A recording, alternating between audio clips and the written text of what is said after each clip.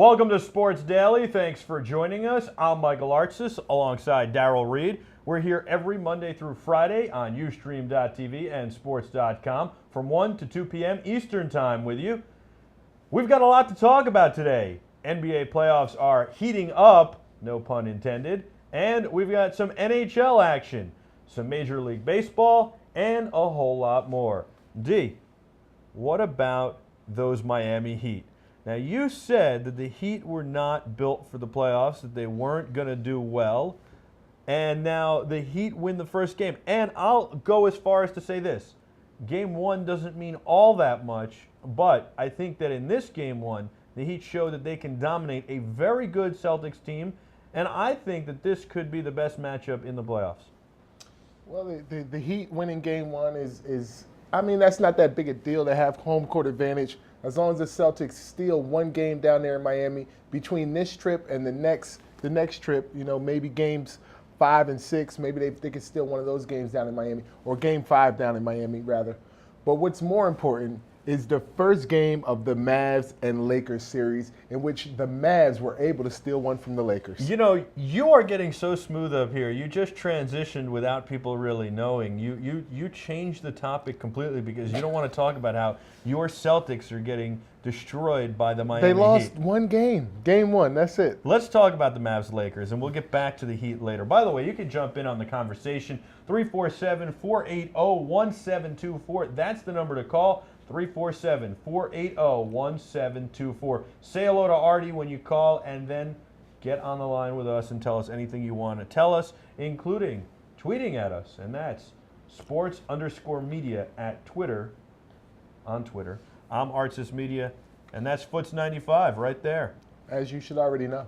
So the Mavs, the Mark Cubans, the your Dallas squad, Cubans, your squad, my squad, going against another squad that you're in love with. Yeah. It must be a tough series for you to try to pick a winner. Here's the thing. Did you pick a winner for this series? I forget. I thought the Lakers would win. Okay. But here's the thing. So how are you feeling after game one? And as much as we talk about closers in games, well, Kobe misses. He showed that he's misses the game winner, the game winning 3. He showed that he's human. Okay. So how do you feel about that? What do you feel about the series going forward? I feel that the Lakers are they got shaken up. They're going to come back and they're going to show the Mavs that the Mavs are nothing to contend with. But I am actually rooting for the Mavs, and I like the Mavs, and I've said that before. I'm not in love with the Lakers. I really, really like the Mavs, though, because I like their owner. Do you see how this guy? No. I still will stand by it. Around here, we gave Mike a nickname. We call him the Spinner because he will spin a story so fast. I mean, just a week ago, this guy was a diehard Lakers going to win the whole thing. You said the Lakers going to win the whole thing. As long as Bynum's healthy. As long as Bynum's healthy. Artie, get on the microphone here. Artie? Yeah. Okay. How many times have I said that the Heat are going to win the whole thing? How many times? I just want to know. You said they were going to come out the East. Are we going to have to? Artie doesn't have. I'm not sure, honestly. Yeah, exactly, Artie. Don't start throwing you know what, I don't, fake Artie, figures out there. Don't become Spinner Jr., all right, Artie? So let's talk. Wait, hold on. Artie, do you even pay attention? Yeah. Yeah, he has to go back and look at the There's stats. 17 shows here, though. Okay, I want you to go and I want you to pull 17 shows after this. And I want you to find on. I'll find it. I know which show it's in. I'll help you out. Find where Artie. I say the Lakers are going all the way, and I if want you. Andrew Bynum stays healthy, that's what you said. I think that what I said was that if Andrew Bynum stays healthy, that the Lakers go to the finals. But I picked the Heat from the beginning to win. To come out the East, but we'll get back to that. We'll get back to that. Let's give them a little recap of the game. You know, so you got Kobe missing the 3. I still picked the Heat to go the whole way. All right, that's fine. Men lie, women lie, and Mike might be lying, but the video won't lie. And we call that the eye in the sky. All them football players out there watching, we call the video the eye in the sky. And if you can go back and watch that video and show that Mike said, you can play this show. You can play this later. I guarantee I have picked the Heat more than once to win the whole thing. And I will also tell you that I picked the Lakers to be in the finals. I picked the Heat Lakers. And that's what I said. Now, what I just said before that was that I am rooting for the Mavs, but I think that the Lakers will dominate them for the rest of the series. That's great. So let's talk about Game 1. Let's talk about that, and let's talk about why the Lakers lost Game 1. And to me, it came down to fourth quarter execution. You had to play with Paul Gasol and Kobe Bryant kind of fumbling the exchange on, at the end of the game. Jason Kidd comes up with the steal. They get a big three from Dirk Nowitzki, and Kobe misses a three at the end. So the end of the game, the fourth quarter execution, even though Kobe got off a decent shot at the end of the game, that turnover cost the Lakers the game. And so fourth quarter execution, and also Rick Carlisle bringing that defensive mindset to the Dallas Mavericks, who've always been a very explosive offensive team. But here's the thing. I mean, the Lakers have been so good in the past at fourth quarter execution and execution in general. They've been so smooth. And if you look at teams that have dynasties, like you look at the New York Yankees and Derek Jeter and Mariano Rivera, right? Those teams, any team that has a dynasty, you will look at, and what is most important to those teams is execution of fundamentals. And when those things start to slip, they start losing. The Heat are starting to come on with that. The Lakers, though, have had that forever, and when that starts to slip, you run into problems. I think the Lakers will regroup pretty easily because of that. Look, it's not like it was a blowout. They lost in a very close game here. Kobe obviously had an off night. He shows that he's human, and the team shows that they're human by not playing with fundamentals, by letting these small things slip, and that inhibits their smoothness. It inhibits the way they play the game. They're a team that hits on all cylinders, and when they're not hitting on all cylinders, when you're not running your V8 engine on all 8 cylinders, you've got problems, and that's what happened here. But I think that the Lakers will recover from this. They'll get back on the same page, and they'll figure out to do the details, the little things that they need to do to make it work. And again, I go back to the Yankees. You would consider the Yankees a dynasty. The Yankees do all the little things right when they're winning. Derek Jeter doesn't error very much. They get the clutch hits when they need them. Yes, they've got amazing bats, but they seem to find a way to get the hits they need when they need them. And then they've got, if they can get to Mariano, they've got this closer who's pretty much lights out. It's fundamental baseball, and that's what it's all same about. Thing. That's what it's all about. It's about closing the game out. And the Lakers closed the game out terribly last night. They went 6 of 21 in the fourth quarter. And you can't win like that. Not when the Mavs are hot. The Mavs are shooting over 50% in the fourth quarter. So right there, that fourth quarter execution, and like you just said, when teams and dynasties get rolling and they're hitting on all cylinders, you look at the Lakers, you look at their guys. Ron Artsis, 2 points. This is a guy who averaged over 18 most of his career. Bynum, 8 points.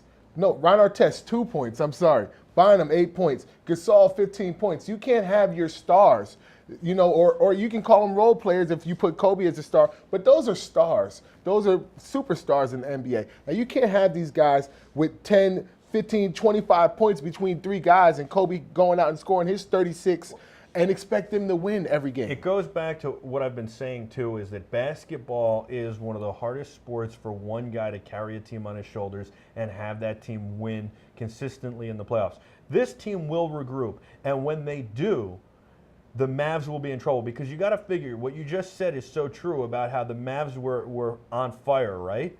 And if the Mavs are on fire and that's the best they can do, well, when the Heat actually respond and play basketball, the Mavs are going to be left biting the dust. The Lakers. The Lakers, thank you. But it's okay. Because to me, like I said, I think the Mavs are playing better defense this year than they have in past years. The Mavs have always been a great offensive team. But do you think that the Mavs usually fall apart when it comes to playoff time, and they get got the soft mentality. Everybody calls that team soft. But this year, I think they're playing tougher defense thanks to Rick Carlisle coming with that attitude. Do you think the Mavs stand a chance, though, if the Lakers start hitting on all cylinders? If the Lakers start playing the way they play? Well, that's an if, Mike, and that's what it's all about. That's why you play the game. And obviously they stand a chance if they already stole game 1. I don't necessarily agree with that. I don't think they do. And I want the Mavs to win. Now, how can you sit here and say the Mavs don't even stand a chance after they already stole game 1? It's obviously they're ahead in the series right now. They stand a chance. Right. Please call in 347-480-1724. We want to hear your opinion. If the Mavs stand a chance against the Lakers in this series, which is, I don't know, a silly question to me, but Mike doesn't think they stand a chance, even though they already won game one. If the Lakers start hitting on all cylinders, if they start playing the way they play, if they stop making mistakes and start playing fundamental basketball, they will win. If we can get more than 2 points out of Ron Artest. That's a lot of ifs.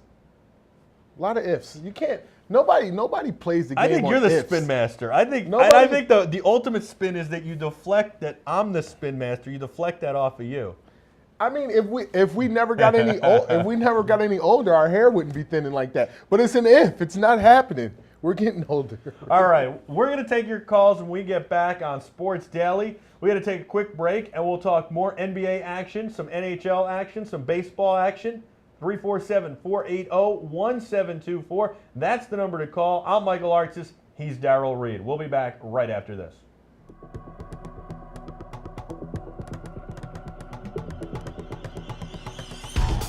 Welcome to Sports. My name is Greg Dorman, and this is Rally Notes. Racing fans, don't forget that on Thursdays at 7 p.m., it's time for Rally Notes. Greg Dorman, rally racing co-driver from Klein Racing, hosts guests and takes your calls about the entire automotive industry, rally racing, and auto racing in general. Rally racing is a great sport. They have Subarus and all sorts of off-road, all-wheel drive vehicles that run through the mud and the backlogging roads. But he's not only talking rally, he'll talk all sorts of racing and automobiles as well. We'll test cars, we'll drive cars, and we'll have a lot of fun. Rally Notes, 7 p.m. on Thursday. Don't miss it.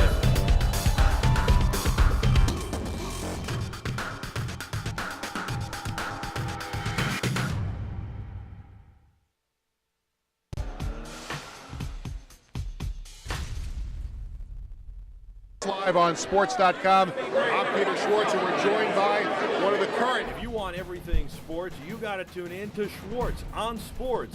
Tuesday nights at 8 p.m., Peter Schwartz, the esteemed broadcaster, takes on everything sports. He's got everything from high-end pro sports like the NFL, NBA, and Major League Baseball to alternative sports like extreme games, lacrosse, tennis, golf, and everything in between.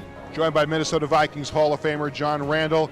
Last year, you were inducted into the Pro Football Hall of Fame, and that is the biggest honor that a player can get bestowed on him.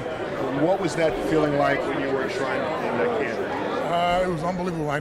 You got to check out Schwartz on Sports because there's nothing you know that he doesn't. He knows everything sports. So check it out, 8 p.m. on sports.com, Tuesdays.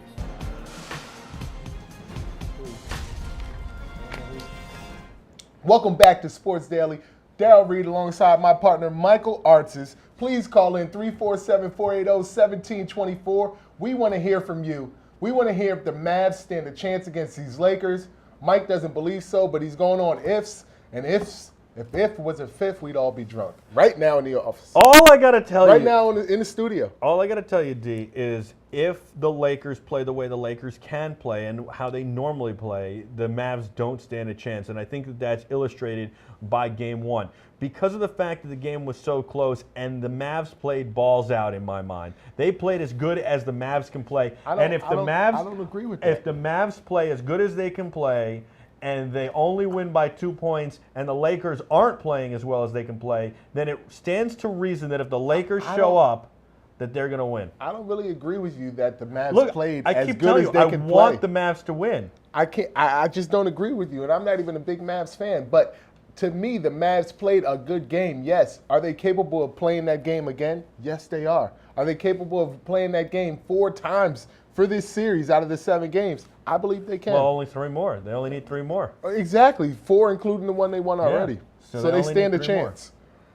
I'm not saying they don't look stand. At the box score. Nobody besides Dirk Nowitzki went for big numbers last night. I mean, you get 15 from Terry off the bench. That's normal for Terry. He can score 20 off the bench. Besides that, nobody else really did any. All right, well, let's see what numbers. Let's see what the Dallas Mavs can do, man.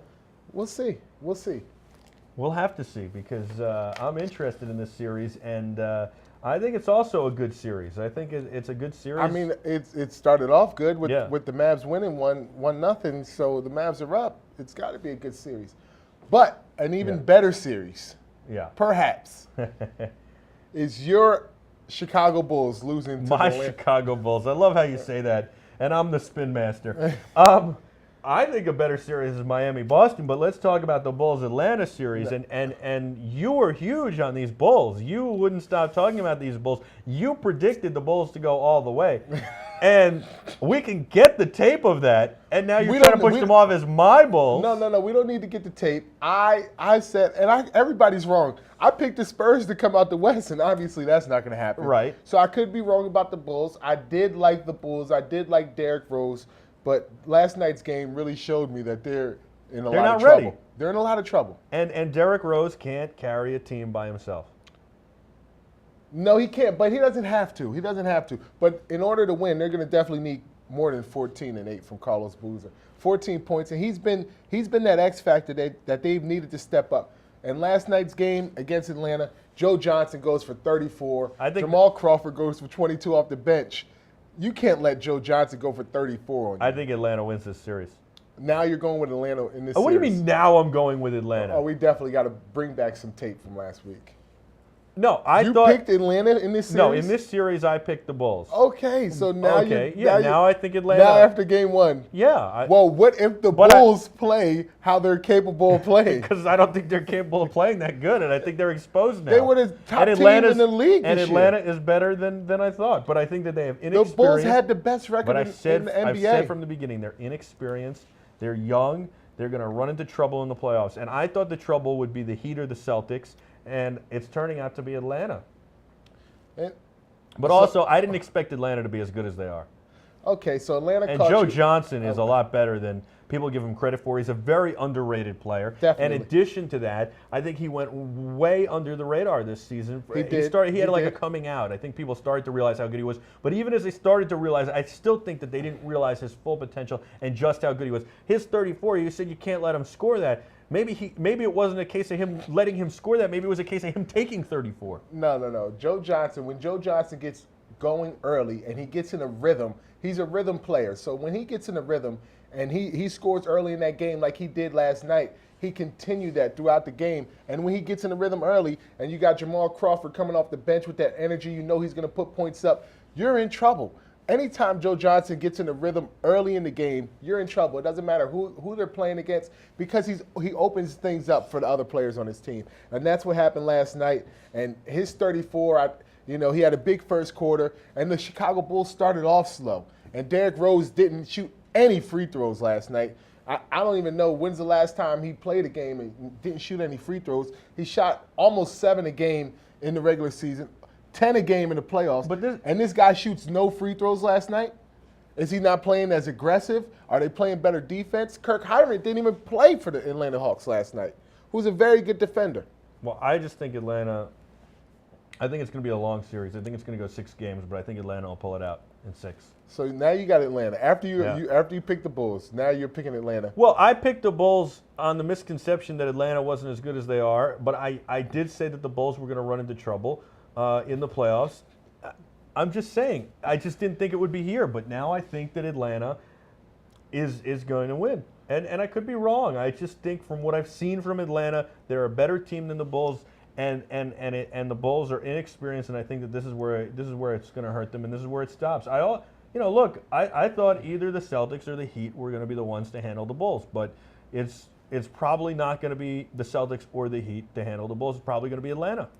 Well, it'll be interesting to see what happens with Derrick Rose. He went down at the end of that game with the ankle injury. So if he's done, I don't think he's done. I'm just saying if he is okay. Here we go. Listen, all he has to do is holler at Kobe Bryant. Derrick Rose, give Kobe a call and say, "Listen, how do I fix my ankle? I need what you got. I need what you got. I need what they gave you. Powerade right into the ankle. Listen, I need that. Just give me your whole program, everything you did for your ankle after you had that ankle injury. Should Kobe came out like? Should he have taken a 2 and tied the game instead of the 3 last night?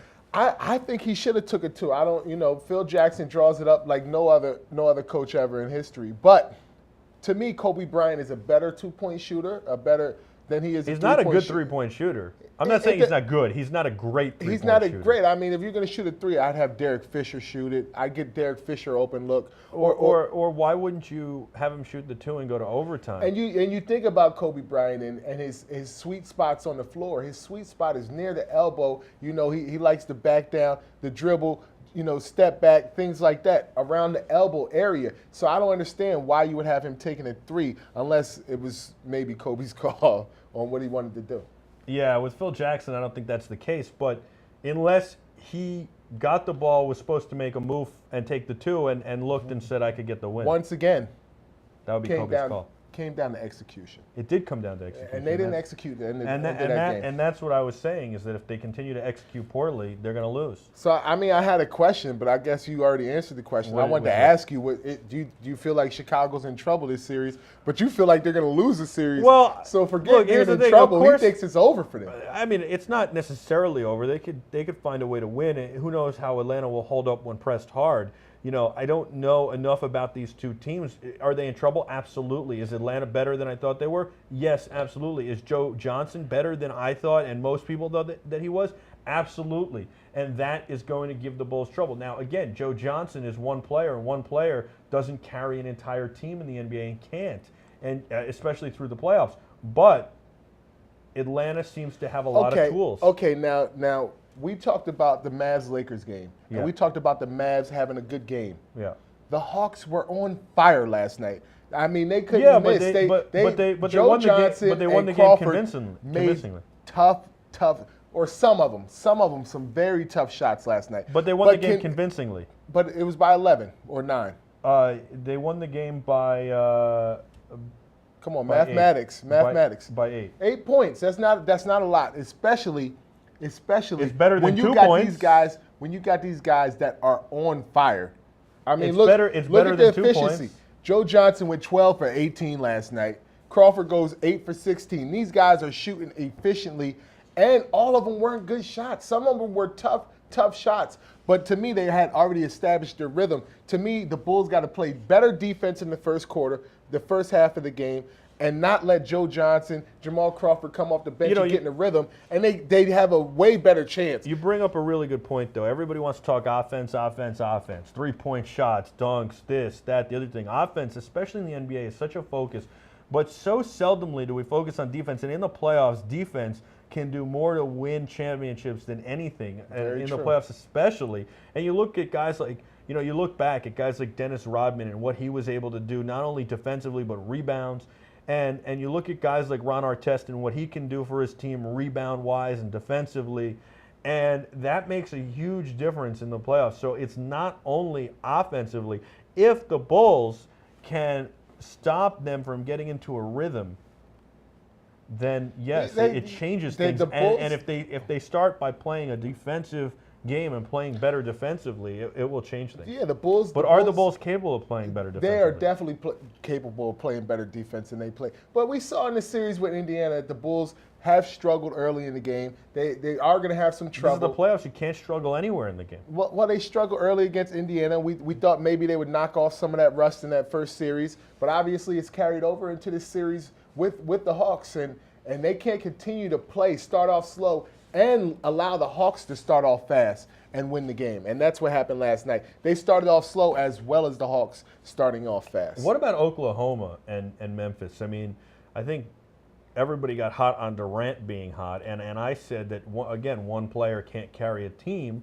I didn't think the Grizzlies were going to hand it to Oklahoma. I thought the Thunder would lose in the next round to somebody. But now, and obviously it's game 1, so Memphis only leads the series by 1. But it's a 114-101 victory. Do you feel that Memphis is a better team than we all thought they were, or is the Thunder not as good, or is this just a blip? I mean, you talk about Atlanta being underrated in the playoffs. I think Memphis might be the most underrated team in the playoffs, and a player like Zach Randolph being a very underrated player who's been not carrying that team, but basically put that team on his back along with Marc Gasol, Paul Gasol's brother down there in Memphis. and they put that team on their back, and they're really playing at a high level. But Zach Randolph, he's almost unstoppable in the playoffs. Zach Randolph has had a lot of promise throughout his career. A lot of people have been excited about Zach Randolph. They've talked about Zach Randolph. He's gone to several different teams, and every team he's going to be a different player than he was, and he's going to make a big difference, and he's going to be a great player. But Zach Randolph has yet to do it until he got to Memphis. I mean, New York was going to be his time to shine in his place, and he didn't do well here. Why? I don't want to say he didn't do well. I mean, he didn't necessarily have the same supporting cast. He didn't have this. He wasn't in the same but you system. Just said he's carrying the Grizzlies. Him and I think he carried the Gasol. Knicks when he was here. There was nobody else scoring but him when he was on the Knicks. But he didn't have the supporting cast. He didn't have the same coach. He wasn't in the same system. He did a great job when he was up in Portland. He's always been a scorer, a rebounder. He's always been a guy who couldn't jump but still puts the ball in the hoop. So I don't know if he's obviously evolved into a better player, a much better player, almost a superstar, especially in this playoffs, this 2011 playoffs. But I don't think that takes away from the player he already was. He's already been a pretty good player. Before we stop talking about the NBA, I want to show you something on my iPhone that I'm really excited about. It's a new app. It's from EA Sports, and it is NBA Jam. The NBA Jam. Wow, that's hot. Is it the 2011 players?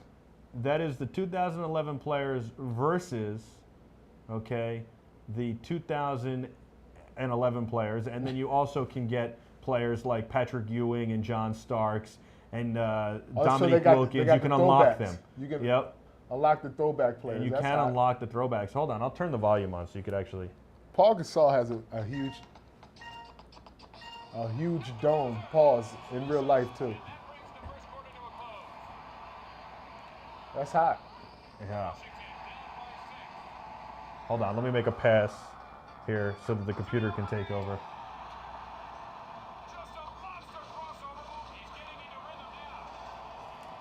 So this is what you do in your spare time? Oh yeah. So I'm prepping for the show. I'm getting all these notes and stuff ready and all of that. And Mike's playing NBA Jam. You got it. And that's So that's I'm how chilling. you, I got the shades on. I'm hanging out. So hold on. That's how you determine who your playoff winners are. You just play Right there. Play Well, them against you see, each I'm other. the Lakers right there. I'm Kobe. And that's how I know Kobe can't shoot a three, because I can't nail a three in the game. Everybody can shoot threes in NBA Jam. No, Everybody knows that. I'm kidding. It's an awesome game. You can get on fire. Boom Shakalaka is there. It's a lot of fun. And I got it on sale for 99 cents, and it's from EA, Electronic Arts. But, I mean, I'm not even that into video games, but I do enjoy playing that when I have a few minutes, Well, you know what? I think I'm going to have to, upgrade my phone, get an iPhone, get rid of this Crackberry. But did you see this? Aren't you excited about that? Yeah, I mean, I want it on my iPad, though. You can have it on your iPad. That's what I want to do. I need that bigger screen.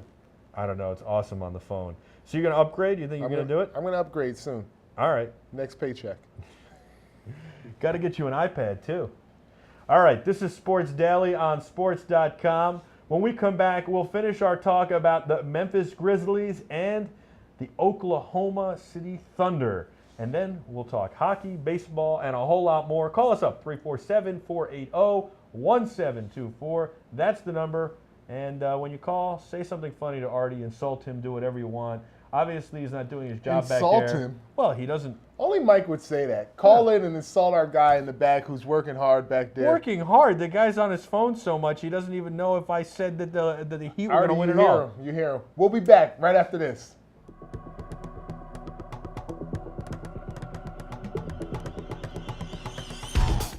Welcome to Sports. My name is Greg Dorman, and this is Rally Notes. Racing fans, don't forget that on Thursdays at 7 p.m., it's time for Rally Notes. Greg Dorman, rally racing co-driver from Klein Racing, hosts guests and takes your calls about the entire automotive industry, rally racing, and auto racing in general. Rally racing is a great sport. They have Subarus and all sorts of off-road, all-wheel drive vehicles that run through the mud and the backlogging roads. But he's not only talking rally, he'll talk all sorts of racing and automobiles as well. We'll test cars, we'll drive cars, and we'll have a lot of fun. Rally Notes, 7 p.m. on Thursdays. Don't miss it.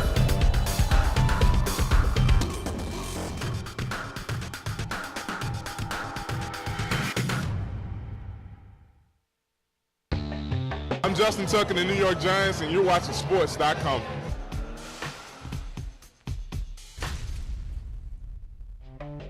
If you want everything sports, you got to go to sports.com. That's spelled SPORTCE.com. We're going to take you behind the scenes in the world of sports and a lot more. It's sport, content, and entertainment. We got a lot of great stuff. Technology segments. Now it's got the front and back facing cameras, so you can do video chats like this one via Skype on the 3G network, and you can do FaceTime, only available on the Wi-Fi. It's got a lot of other great features. You can edit on it with iMovie. You can make songs and voiceovers.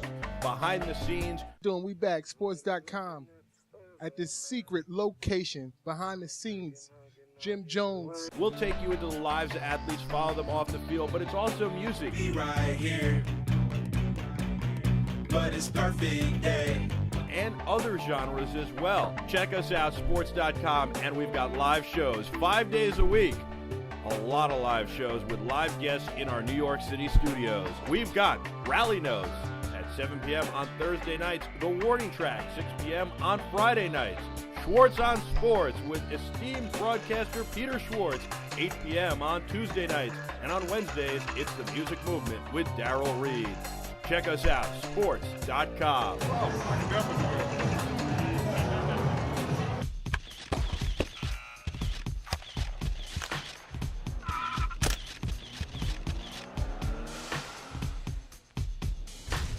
Artie, I was just busting your chops before the break. You do a great job. You got the iPhone up there on camera 3 before, so we could show the folks NBA Jam. The folks at home don't care what camera he had the iPhone on. No, I'm just saying that he does a good job. Tell Artie that on his own time, on your own time. We're trying to do a show right now. Call in 347-480-1724. I got to keep this guy focused. Sports Daily, sports.com. And talk to Artie on your own time. Ustream.tv, sports.com, Sports Daily, that's what it is. Artie, don't accept his apology either. I didn't apologize. I'm not apologizing. Artie, pull up the Adam McQuaid hit from the Bruins game on YouTube on 5/2/11 so we can show the folks at home who missed it. It's on Versus, the Versus Network. Okay. We're going to get to it. I just want him to get it ready. I want him to get the Adam McQuaid hit ready. Just for the record. 5/2/11 on the end board. See Just for the record, these are the things the other shows do in between the breaks, but you do it live on the air. That's what makes us different. Sports Daily. Yeah. Sports.com. Well, why do you got to point that out? Just let it Content roll. And entertainment. Just let it roll. If you don't point that out, it's more fun. They know. But every time you point it out, we could just let it roll. It could be part of the shtick. All right. You don't want it to be part of the shtick? So big game tonight. Big game tonight. Well, hold up. We didn't finish about the Grizzlies and Thunder. Okay. You don't care about the Grizzlies and Thunder. Let's go to hockey. We did. If you want to talk about the Grizzlies and Thunder, 347-480-1724. I want to talk about the big game tonight. Yeah, let's talk about the big game Celtics tonight. the Celtics and Miami Heat. All right. I wanted to ask you. Yeah. What you expect tonight? I expect the Celtics to put up a really tough game, and I think the Celtics are going to win this one. Okay. I think it's going to even the series at 1. You know what? Mike's had a reality check over the break, and we actually agree on something for once. I never said the Heat were going to sweep. I just said they were going to win. All right. Doc Rivers is great at adjustments after games. I think that they'll make adjustments, and they're going to force the Heat to play even better for Game 3. Exactly. And I think they'll be up 3-1 after the next 2 games. Let's take one game at a time. That's my prediction. Let's take one game at a time. That's my team. 347-480-1724. Let's go, Boston. You think that Boston will even the series as well? Yeah, I think they're going to even the series tonight. Doc Rivers is great at making adjustments. I don't think Rondo's going to go for 8 points, 7 assists, and 5 turnovers again. I don't think he'll have that many turnovers. What about Pierce getting thrown out of the game? Do you think that was a bad call? Come on. But is it something to cry about, though? I mean, bad calls happen all the time. But it's bad. It influenced the game. I don't think it influenced the game that much. It really didn't influence the game. But either way. But it could have. But you have to keep officiating. You have to try to keep it even. Right. And that call was not an even call. Maybe it was a makeup call. The players aren't ready for that call, and mentally they have no idea a call like that's going to be made. You have to prepare them. If you're going to make that call all the time. Well, Clowney, and that call's never going to be made. We had David Clowney on yesterday. He's a big basketball fan. And the foul should have been on D. Wade. And Clowney said that he thought that Pierce said something to the official, and that's what got him thrown out. Well, I mean, he says something. What did he say? Well, it couldn't have been that bad to get him thrown out. And was he wrong for saying something? No. The call should have been on D. Wade. Okay. I mean, of course Clowney's going to blame it on Pierce because Clowney's a Miami Heat fan. I'm not Clowney, listen. Clown. All right. Boston, Philly in the NHL. Boston is up 2-0 over Philly. Philly blows a 2-0 lead.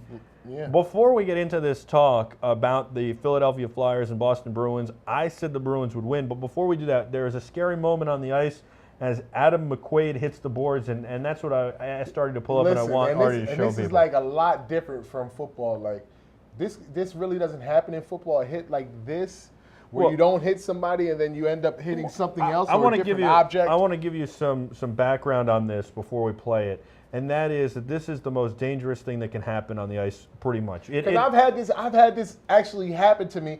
Luckily, I wasn't on ice, I wasn't on skates, and there wasn't a board in front of me. Well, I can tell you that usually what happens is I mean, this is one of the worst cases I've ever seen. It's very dangerous, and he did what he's supposed to do, and that is, and you'll see the play, but that is that when you're going into the boards head first, they teach you, the first thing they teach you in hockey is pick your head up, just like football, so that if anything hits, it's your face, it's the front of your face. It's not going to mitigate the damage, but it really will help prevent neck injuries and back injuries. Yeah, and possible paralyzation. Right, and it is a brutal hit. He did this to himself, but check it out. Let's show him the hit. And let's show him the hit.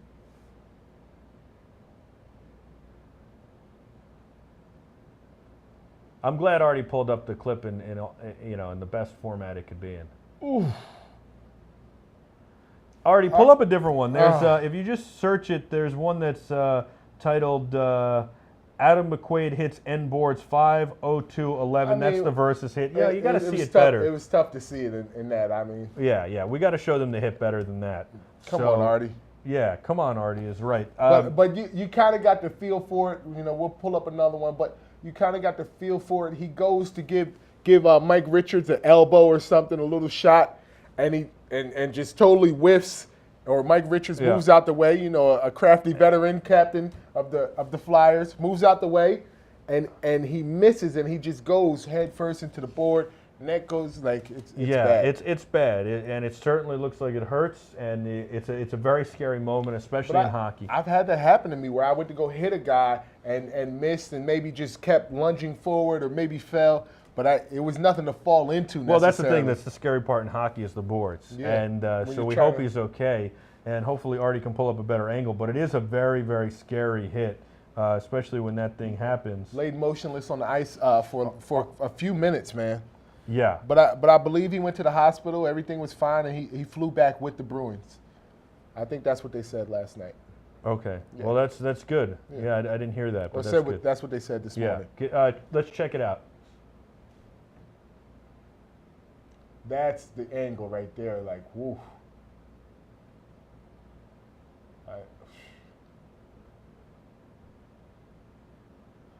Well, the scary part here is that he was laying there motionless for so long. And look at his leg. His right leg is still like up in the air. Yeah. And it's the lower leg is still up in the air. But then he moves there, and you see he's. And this is really nobody's fault. It's part of hockey. It's a freak thing. It happens rarely in hockey. Look at the slow-mo. But you just take. I mean, he was. And look, the puck was there. It wasn't going to be. I think it was going to be a clean hit if he hit him. You see, he tries to hit him with that elbow. Yeah, it might have been a little unclean. Might have been a little rough. He paid the price, though. Take a look at this last angle coming up, though. This is the worst of it. You'll see his face go right into the boards. Watch, he lifts his head up at the last second. Oh. Yeah, that's tough. At the last second, he just lifts that face up, which is he did everything right, you know. I mean, if he didn't lift his head up, he might actually be paralyzed. He probably would. I've seen that happen. It's not a good thing. Yeah, he might be paralyzed from that. I actually, when I was young, I almost stopped playing hockey because of that, because I saw it happen in person. It scared the hell out of me. So, it's nice to hear that you learn the same things in hockey that you do on the football field. Absolutely, absolutely. And it's important, especially in contact sports. It's a freak thing. Hopefully he'll recover fine and maybe be able to play before the end of the playoffs or the series. But it looks like Boston is going on to win this series.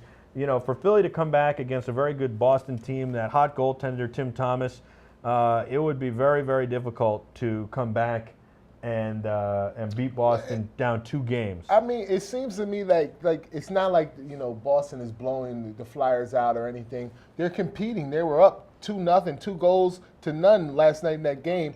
But the Bruins rally back, tie it up, and then in overtime, like you like a game to end, they went into overtime with a goal.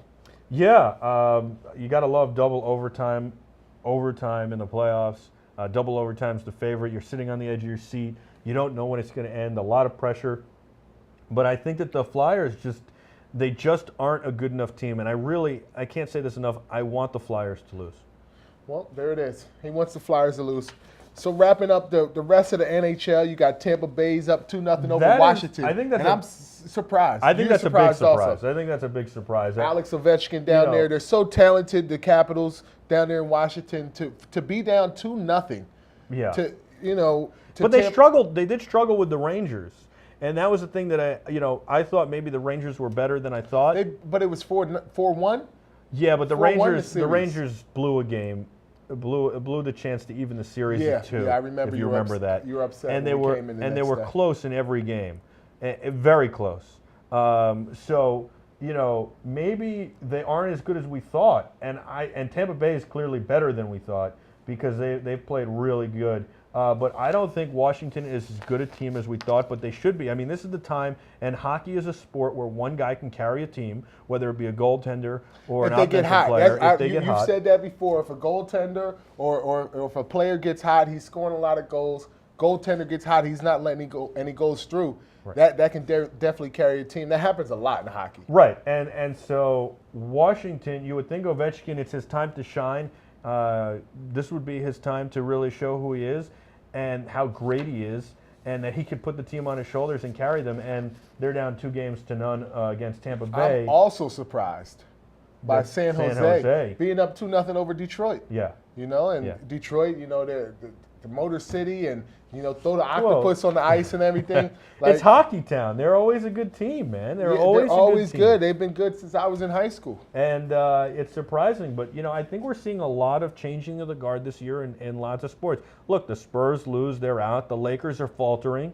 You're talking about Detroit struggling. You're talking about a Washington Capitals team that should be doing really good and isn't. You're talking about the Phillies, the Philadelphia Flyers, who have done well for many years, have been right in that race all the way to the Cup and are struggling as well. So you think that there's... I think we're possibly seeing a changing of the guard in all these sports. And I don't know why it's happening all at the same time, but it's interesting. You know what? Maybe we are seeing a change in the guard because the Cleveland Indians, let's talk a little baseball. How many years has it been? The Cleveland Indians have the best record in baseball right now. Major League was my favorite movie growing up. I think they're 19-8 right now, best record in baseball, and that must be part of that changing that's going on. I think 1954 was the last time they won. Is that possible? And cause since you're a baseball guy, I'm more of a basketball, football guy. I wanted to ask you: is it too early to really, say they're a good team or they're going to be a good team near the end of the season? Or it's way too early. It is way too early to say anybody's a good team or is going to be the team to beat in baseball. Baseball is so long and so much can happen. One guy can change. If for a whole team, if a pitcher goes down, you're in trouble. One pitcher, if nobody steps up, it's bad. And it could be a closer, it could be a starter, it could be, you could have your number 4 hitter slump. You could have your leadoff hitter slump. You could have a guy start making errors at second base. Baseball is way too long a season to start talking about. So what about the infamous question or your infamous answer? Are they for real?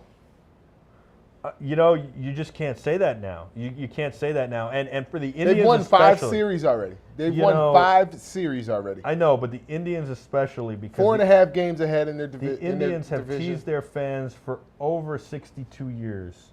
They've teased them. They've said, we are the best team in baseball, and they have made people believe. They've made believers for over 62 years. They have not won a championship.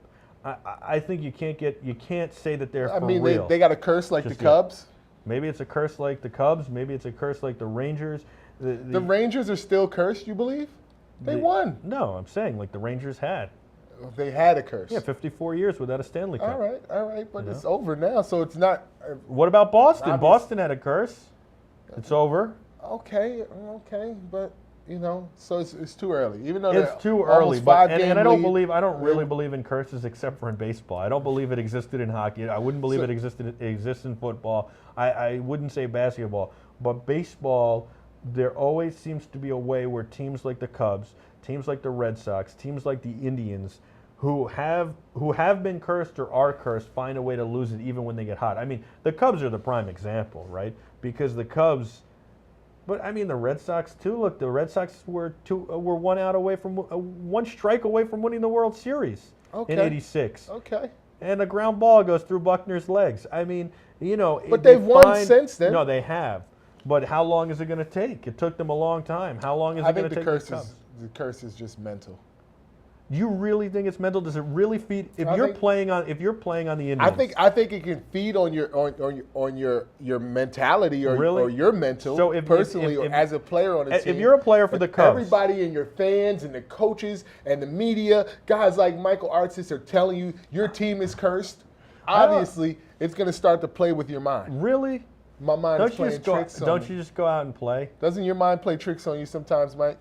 So you're telling me that you're a really good Cubs team, you're reeling, and some kid reaches over and grabs a ball and blows your chances of winning that game, blows the game for you. The whole series is over. Well, I mean, just because of that, you say it's a curse because of the kid doing that? No, that's one example. That's the most recent example. All right. Of where the Cubs were supposed to win it all. Okay. I don't know. The Indians, it would be cool if the Indians won. I don't know how long it's been for the Cubs now. We can look that up. It's been, I don't even want to say it without, I want to be accurate on this. I don't know. It's been a long time. I think, hasn't it been it's been years. 1908. 1908, so over 100 years? Over 100 years, yeah. 100 years plus. They beat the Detroit Tigers. But do they deserve the win? Have they had a good enough team to even be in the running to win a World Series? That's really the question, Have they gone to the World Series? Is it a curse or the teams? Have they gone to a World Series? I mean, the question, to me, they haven't even really been, is, at least since I've been alive, they haven't even been good enough. The question really is it a curse or the team's just not been good enough? And I think it's for the Cubs. They've had some good managers. Yeah, they've had some good players. Or they've had good players, but I don't know if it ever came together and it was a good team. What do you think? Do you think the Indians are for real? I don't know. It's too early. Do you think it's possible that when Charlie Sheen, who played Rick Vaughn in the movie, starts melting down, the Indians can win? Is that winning? Duh. Winning, duh. I mean, it's just whatever. I really did like the Major League movie. Who didn't? Who didn't is right. Exactly. Too high. It's too far. Exactly. Call in 347-480. That reminds me. You know who I saw yesterday? 1724. If you like the Major League movie. I saw Roger Dorn when I was walking in the building. But you know what Mike does to me? Corbin Burnson. He always tries to tell me like these actors or player. I don't even know who this person is. He played and Roger. No he was Roger Dorn in the movie. His name's I Corbin feel bad Burnson. because I'm not like a TV. He was movie a guy. third baseman who. So like we were at the auto show and all that, and we run into what's the guy's name? Brian Austin Green. David Silver, 90210. I know David Silver. Is it Silvers or Silver? Silver. Okay. Well, I know who that is. I think that's the blonde kid, right? No, David Silver is Brian Austin Green. Oh, okay. Well, it's the same guy. So I don't know who the Brian Austin Green is. Mike's like, that's Brian Austin Green. I'm not starstruck. I watched 90210. I'm not starstruck. I wasn't starstruck. I said, let's get an interview. I watched 90210 when I was young, but I just didn't remember who the guy was. I didn't know his real name. I didn't know his name on the show. I forgot. Okay, so like 90210, 90210. Like, oh, go do an interview. I'm like, I don't even know this guy. Go. So who did the interview? You did. You knew him. I knew him. I know him now. Mike was starstruck. I was not starstruck. I was trying to get a good interview for our viewers. We did have somebody there that day that was starstruck. Yes, we did. Starstruck. One of our interns, Alana. was totally See, I didn't. starstruck. You see how Mike puts people out there? You talk about me putting people out there. I just said one person. I wasn't going to mention exactly who that person was. For all they knew, it could have been Artie. Well, I mean, that's what we're supposed to do, though. What if they're wondering if it's Artie, they think it's Artie, and Artie doesn't want that on him? Then they call in 347-480-1724 and they ask, who was starstruck? Who was starstruck? I think Tony Romo's starstruck. You think so? Qualifying for the U.S. Open? Maybe. I mean, Maybe. Trying to qualify. But this is what I compared it to. I compared it, everybody, the NFL with the lockout going on.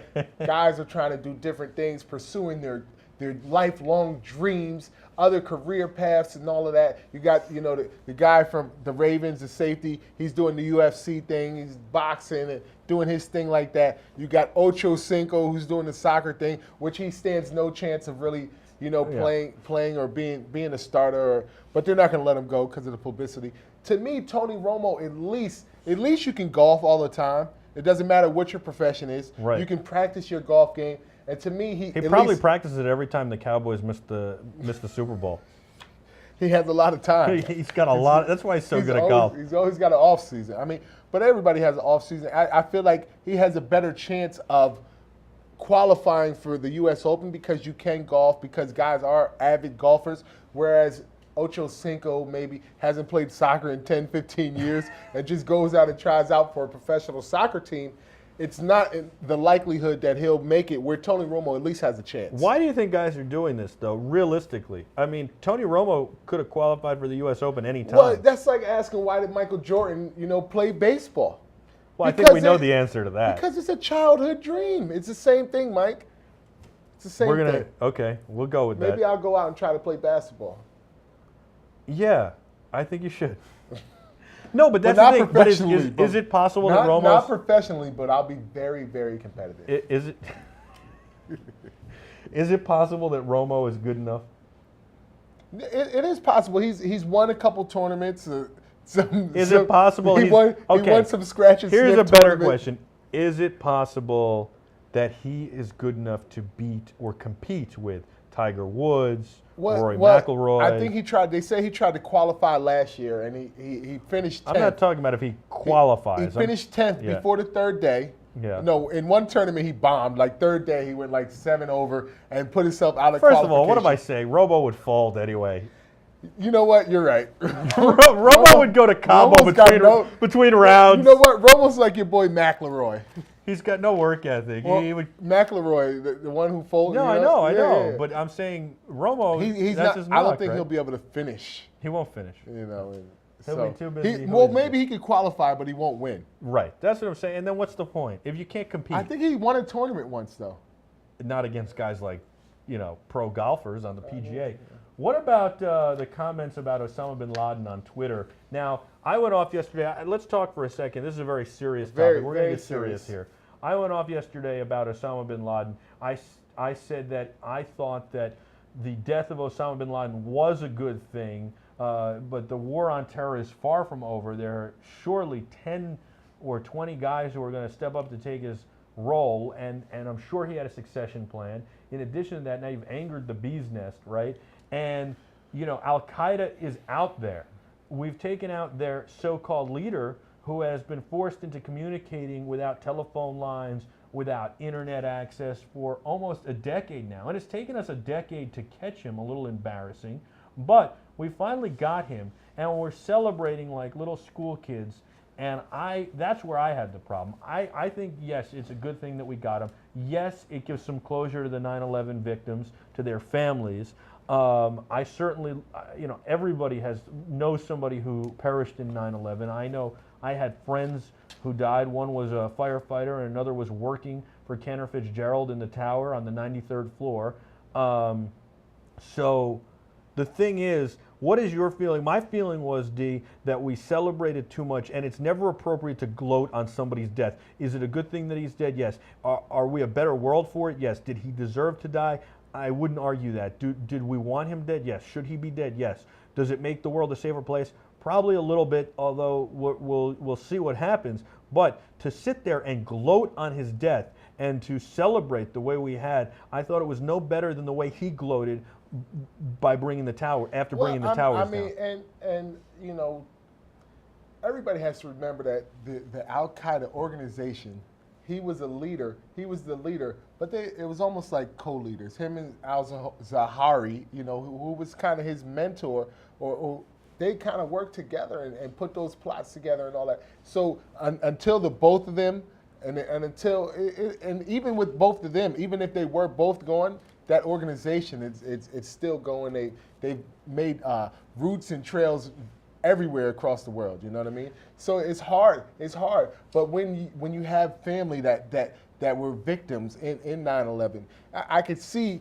some joy overcoming you, or some satisfaction with the death of Osama bin Laden. But as you said, maybe you should be a little bit more humble about the death, and maybe just, you know, maybe that should just be close to your heart because you lost a loved one. And I think kind of that's maybe what Rashad Mendenhall was trying to say on his Twitter, but he just said it in a non-politically correct way, and it was taken out of context and taken the wrong way. And because he is an athlete, because he's a professional athlete, he's looked at a lot differently from somebody per se who's in the media, where you can just say or give your opinion on anything you want, whereas Rashad Mendenhall cannot give his opinion on anything he wants and just say anything he wants, because there's so many people who look up to him and don't expect that from him and look down at him when he does do something like that. And I'm not saying it's not okay to say, hey, good, we got him, we did the job, mission accomplished. Somebody wrote, I forget who it was, but somebody wrote a funny thing the other day. It said, great. Now, where do we put that mission accomplished banner that Bush held up on the aircraft carrier? But the point is, again, not that we didn't do what we needed to do, not that it didn't need to be done, not that it wasn't a good thing. The world is a better place without him. There's no question in my mind, certainly. I mean, look, when I was back in broadcasting school, way before September 11th, I remember doing a story on Osama bin Laden and being outraged that this man had put a $10,000 bounty on every American head. And I did a story on that. And I remember then I covered September 11th, then I covered the aftermath. And about 6 months later, President Clinton was speaking, and I covered that, and he said that he had a chance to take out Osama bin Laden, but he would have had to have risked the lives of 50 innocent women and children, so he decided not to. And this was prior to September 11th. Obviously, President Clinton wasn't president during September 11th, and he decided not to because he didn't want to. He actually said that approval ratings, he was worried about his approval ratings, and the polls that they did showed that American people were not okay with him doing that. So he decided not to. I was so angry with him. I lost friends in September 11th. I was so angry that he didn't take that shot. You were angry after September 11th. Right. I mean, nobody knew that Osama was going to become and put this plot together that he put together. And there's, I mean, I definitely thought this guy needed to be taken out. But that doesn't mean that we pride ourselves on being a civilized people. We tell the world that we're better than everybody. We tell the world that we're a great nation. We're a superpower. And with that comes great responsibility. And to act like World War II had just ended and the Germans and Japanese had surrendered is absolutely ridiculous, and it's not okay. It's not okay. We have to get a hold of ourselves and still act like human beings. You do not gloat on somebody's death. So, it's okay to say this guy deserved it. It's okay to say we finally got closure. It's okay to be happy about it. But to go out in the streets and hang banners and celebrate is inappropriate. So you agree with Rashad Mendenhall's comments, at least some of them to a degree. He kind of challenged whether Osama bin Laden was really a person, whether September 11th really happened how it happened, and I think that's why people took offense to it. He said, I don't believe a plane into a building can take a building out demolition style. And I think that's where people were offended, where he necessarily wasn't talking about Osama bin Laden and the death and celebrating the death, but actually questioning whether September 11th happened or what happened. The events surrounding September 11th. I have no real problem with what he said because of this. I believe in freedom of speech, and I believe that anybody can say anything that they want. You know, I don't believe that you should run out in Times Square and hang banners and hoot and holler that this guy's dead. But if you do it in a calm way, if you do it in a good way, and you say what is on your mind, I don't have a problem with it. Do I agree with it? Do I think it was in bad taste? Absolutely, I think it was in bad taste. Do I agree with it? Absolutely not. I was in New York. I'm a New Yorker. I was here for that. I'm not an engineer. I couldn't tell you. I've heard all the conspiracy theories. I can't tell you what the deal Everybody's is, heard but the I conspiracy theories, I but- watched a plane hit the second tower. I watched it happen. Exactly. Okay. Exactly.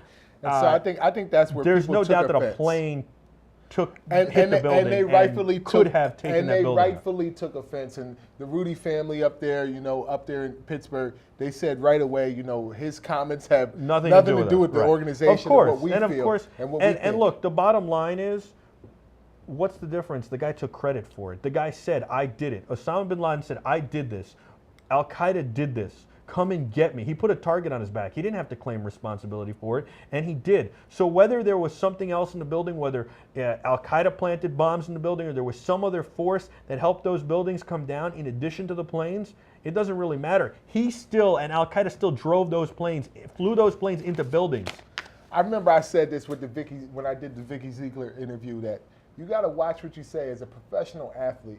It's different than being an entertainer, and there's a lot of entertainers, actresses, actors, musicians, artists on Twitter saying whatever they want to say. And that's the thing. They don't get the same criticism that a professional athlete gets. Well, I think you a lot gotta of watch times what you say on Twitter. I think a lot of times they do, though, and you don't Not necessarily. entertainers, not like. Well, not Mel like Gibson didn't athletes. get in a lot of trouble for his tirades or his anti-Semitic comments. First of all, the tape-recorded tirades. That wasn't Twitter. That was just him. Okay, you're just I'm talking just about one thing. Look at Charlie Sheen's Twitter.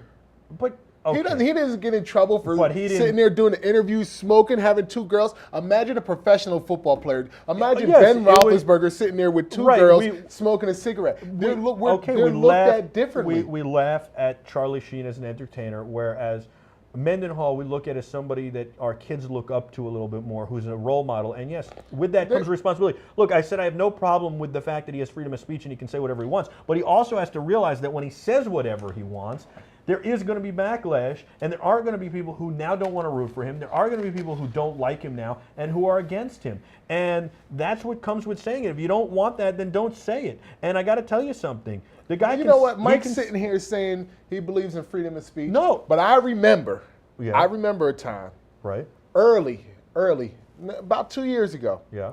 Me and Mike were Mike was my publicist. I'll tell you like this. Mike was my publicist, and it was early. I was in Denver with the Broncos, and it was early in the Twitter days. And I didn't even tweet anything. I retweeted what somebody else had tweeted. Right. And people didn't really understand back then what retweeting was, and they thought it was comments from me. Right. And Mike suggested to me, although he's screaming freedom of speech right now, hey, tone down your tweets. Okay, if you really want to get into this, then we can. And the thing that I will say is, I was telling you that I do believe in freedom of speech, but you have to realize the consequences that come along with that. And that was basically our conversation. I said, D, Exactly. the consequences that are going to come down on you because of what you did are not worth retweeting as a professional athlete.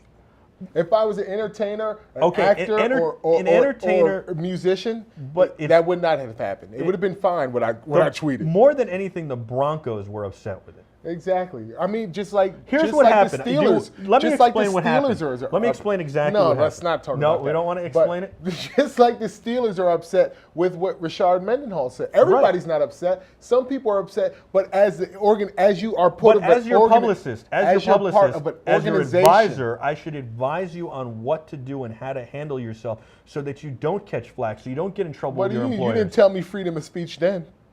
No, you're missing the point. The point is, the point is that you are allowed freedom of speech. I wouldn't have stopped you if you said, I don't care what the consequences are. I wanted you to sit down.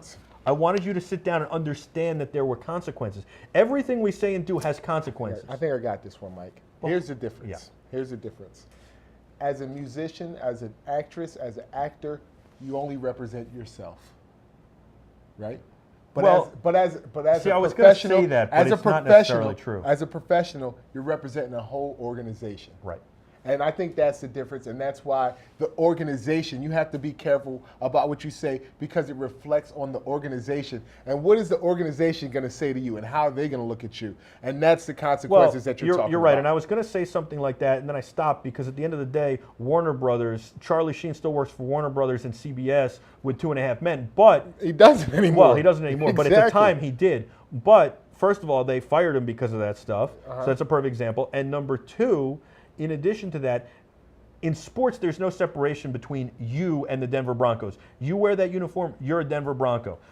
If Charlie Sheen is on 2.5 Men, there's a separation between Warner Brothers, the studio that makes it, and even CBS, the television network that airs it, and Charlie Sheen, the actor. He's not going out there wearing a CBS logo or Warner Brothers logo, and people don't view him as an actor for Warner Brothers or for CBS. It's just the way it's viewed. It's different. You're right. He's viewed as a single person, as Charlie Sheen, the actor, as opposed to, again, an athlete who is viewed as a Pittsburgh Pirate or a Denver Bronco or a Pittsburgh Steeler Where you're or a representing New the York whole Met. organization. Exactly. You're representing the organization, and this is where the organization backed off that. I do believe in freedom of speech, but as your advisor in that case, I tell you, Darrell, here are the consequences that are going to come, and they're not worth what you're going to say for what reason. Exactly. And that's what the conversation it's not is. worth it. If you said at the end of the day, it's freedom of speech, Mike, I want to say it, and I don't care what the consequences are, then go for it. So as a professional athlete, make sure you're politically correct. Make sure you watch what you say, what you tweet, what you put on your Facebook,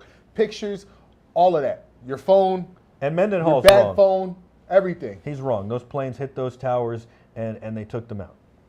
And, you know, our prayers goes up to all the families and victims from that event. And for Sports Daily, for Michael Artsis, Darrell Reid, Sports Daily, it's been nice. We'll see you tomorrow.